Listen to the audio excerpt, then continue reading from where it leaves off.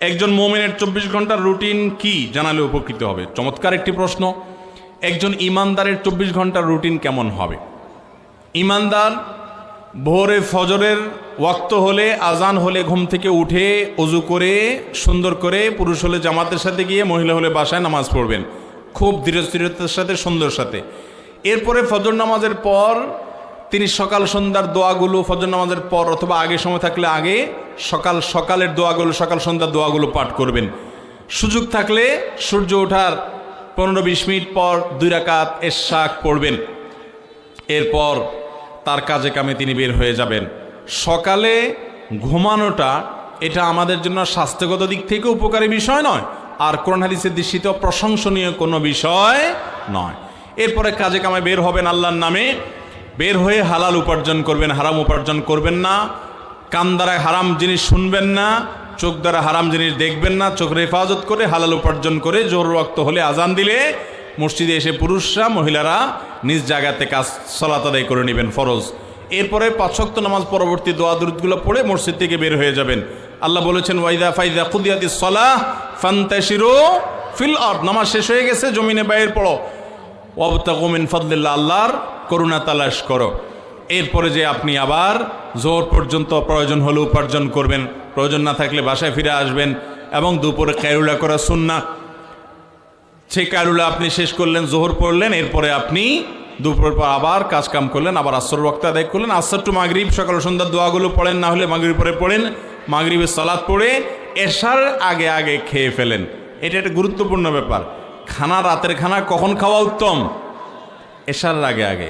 কিন্তু এশারের আগে খানা আমরা খাওয়ার কথা কল্পনাও করি না। এশার আগে খানা খাওয়াটা স্বাস্থ্যের জন্য উপকারী। কেন জানেন?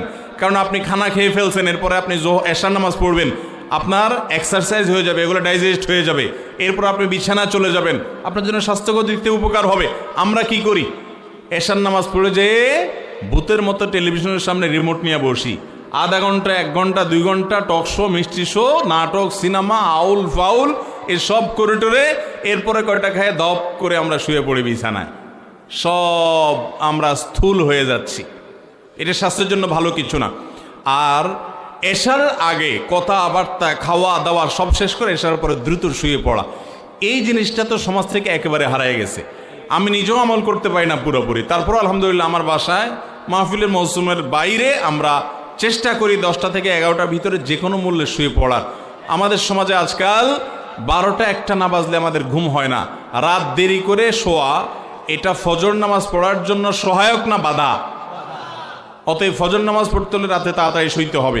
এছাড়া আমরা জানি এখন সায়েন্টিফিকলি এটা প্রমাণিত, রাতের প্রথম অংশ 10টা থেকে 2টা পর্যন্ত এই টাইমের ঘুমটা মানুষের স্বাস্থ্যের জন্য অনেক ভালো।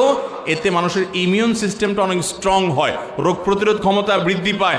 করোনা যখন আসছে কত কিছু যে আমরা শিখছি, কিন্তু এটা শিখি নেই যে এই সুন্নাত নবী সাল্লাল্লাহু আলাইহি ওয়াসাল্লাম বহু আগে শিখিয়ে দিয়ে গেছেন। অতএব আমরা এই সুন্নাত সম্মত লাইফস্টাইল গড়ে তুলব তো ইনশাআল্লাহ। আল্লাহ তাআলা আমাদেরকে তৌফিক দান করুন। অনেক বেশি আমল করতে পারেন না, অসুবিধা নেই ভাই।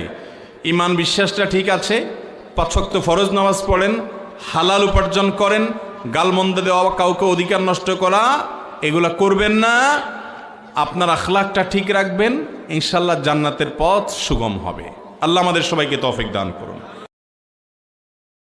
একজন মুমিনের 24 ঘন্টার রুটিন কি জানালে উপকৃত হবে? চমৎকার একটি প্রশ্ন।